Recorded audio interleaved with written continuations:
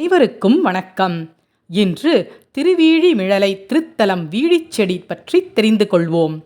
பொதுவாக ஒரு தலமரத்தின் பெயரைச் சொன்னால் அது எந்த தலத்துக்கு உரியது என்று கொஞ்சமாவது யோசிக்க வேண்டியிருக்கும்.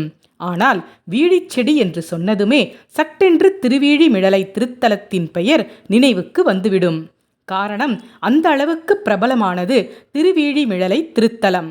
திருவாரூர் மாவட்டம் குடவாசல் வட்டத்தில் அமைந்துள்ளது திருவீழிமிழலை. சுந்தர குசாம்பிகை உடனாய திருவீழிநாதர் அருளும் இத்திருக்கோயிலின் தலமரம் வீழிச்செடியாகும். இதனை விழுதி என்றும் அழைப்பர். தேவாரம் பாடிய மூவரால் பாடல் பெற்ற தலம் இது. வீழிச்செடிகள் நிறைந்து இருந்ததால் இத்தலத்திற்கு திருவீழிமிழலை என்ற பெயர் ஏற்பட்டது. இறைவன் தலவிருட்சத்தின் பெயரையே தம்முடன் இணைத்து திருவீழிநாதராக திகழ்கிறார். சக்ராயுதம் வேண்டி திருமால் தினமும் 1000 தாமரை மலர்களால் ஈசனை வணங்கினார். சிவனின் திருவிளையாடலால் ஒரு நாள் ஒரு மலர் குறைய அதற்கு பதிலாக தனது விழியினை பெயர்த்தெடுத்து மலராக அர்ச்சிக்க தயாரானார் விஷ்ணு. அப்போது ஈசன் அவருக்கு காட்சியளித்து சக்ராயுதத்தை கொடுத்தருளினார்.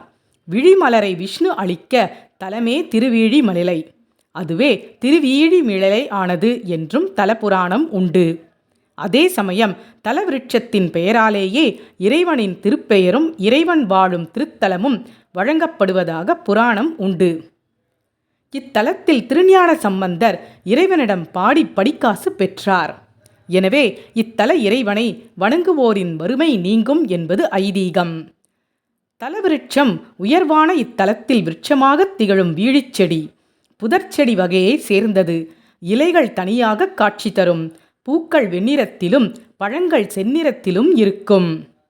ஜீரணத்தை ஊக்குவிப்பது, மலச்சிக்கலை போக்குவது உள்ளிட்ட பல வகையில் உரிய முறைப்படியான சிகிச்சைகளில் இது பயன்படுத்தப்படுகிறது.